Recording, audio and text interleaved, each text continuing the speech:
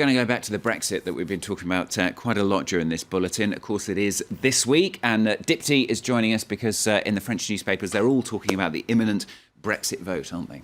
That's right, Stuart. Let's take a look at the headlines this morning. Le Figaro, the UK holds its breath. That's Le Figaro's headline. The article basically talking about how British voters are still overwhelmingly undecided 3 days out from the vote.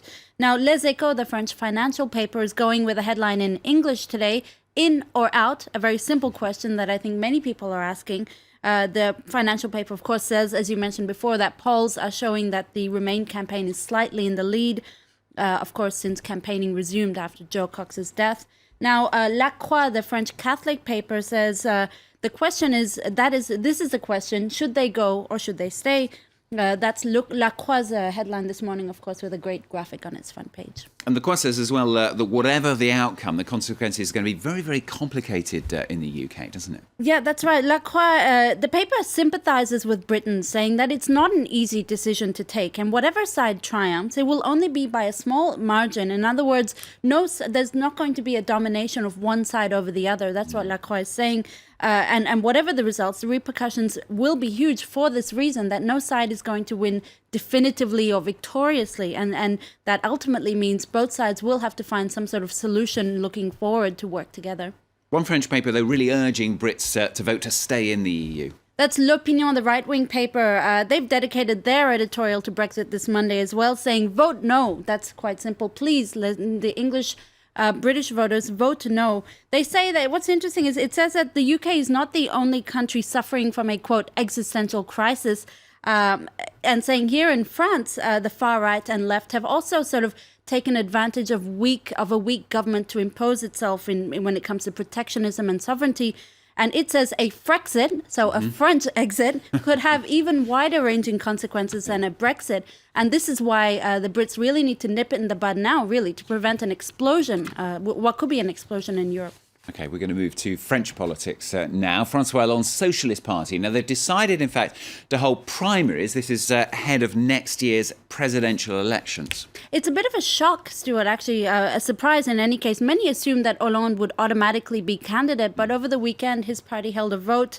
And for Le Figaro, it's Hollande's gamble, le pari de Hollande, that they're talking about this morning. Basically, they say that the French president is really trying to take things into his own hands by sort of short-circuiting his detractors who really want to push him out. And Le Figaro, this article from a Le Figaro writer says it's a well-plotted strategy based on several elements, beginning with the element of surprise. Nobody expected this decision on the weekend, and certainly not Hollande's party. So it's and moreover, it sort of put the ball firmly in the court of Hollande's opponents, which has actually been a very surprising move from the French president. And his strength really comes from playing this tactically. After all, he's the one who decides when the presidential takes place and also when the primary election will take place. So essentially, Hollande's also challenging his own party, saying, find someone better than me if you're not happy with me. So it remains to be seen what comes of that. L'Opinion newspaper, though, they've got rather a different take on it. They're not reading it the same way, are they? No, they're not reading it the same way. For them, it's very clear. It's a sign of weakness for Hollande. They do admit that, holding a primary will indeed help Hollande sort of fend off his challenges. But ultimately, the newspaper says it will only prolong the inevitable, especially since the decision to hold a primary, that very fact shows that Hollande is not the natural candidate for 2017.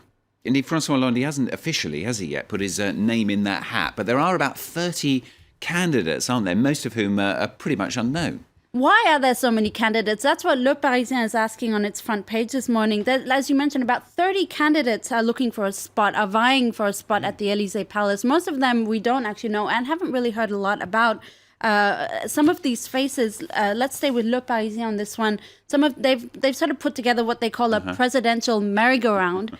With some of these faces. Very few have actually officially announced they're running. That's nice. But some of these faces that we could be hearing a lot more about, some of these names include Arnaud Montebourg, who of course was spectacularly kicked out of out of Hollande's government. He was formerly Minister for Industrial Renewal, and also he was Minister for Economy. There's also Benoît Hamon, who was Education Minister, and Nicolas Hulot, an environmentalist MP. And I want to show you this cartoon that's just in the top right there. from Ranson that really sums it up. You see this couple sitting on the couch watching TV, and the man says, in 2017, I'm hesitating between becoming a candidate or not voting at all. And the woman says, well, do what's best for the country. So it's a real tongue-in-cheek comment about how there are so many candidates, and it's really just a power struggle. Nobody really cares about the future of France. Yeah. Oh, well, it's going to be another big election, it's going to be like the US primaries all over again. We shall continue to follow that, of course, here on France 24. Thanks very much, Dipti. Dipti, summing up the French newspapers. She'll be back in a couple of hours' time with the international ones as well here on France 24.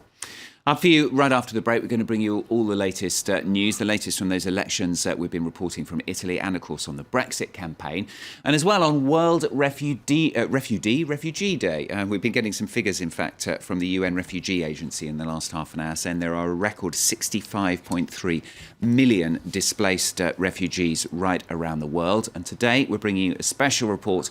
In today's focus, it's from a city in the French Basque country, which has opened its doors to refugees.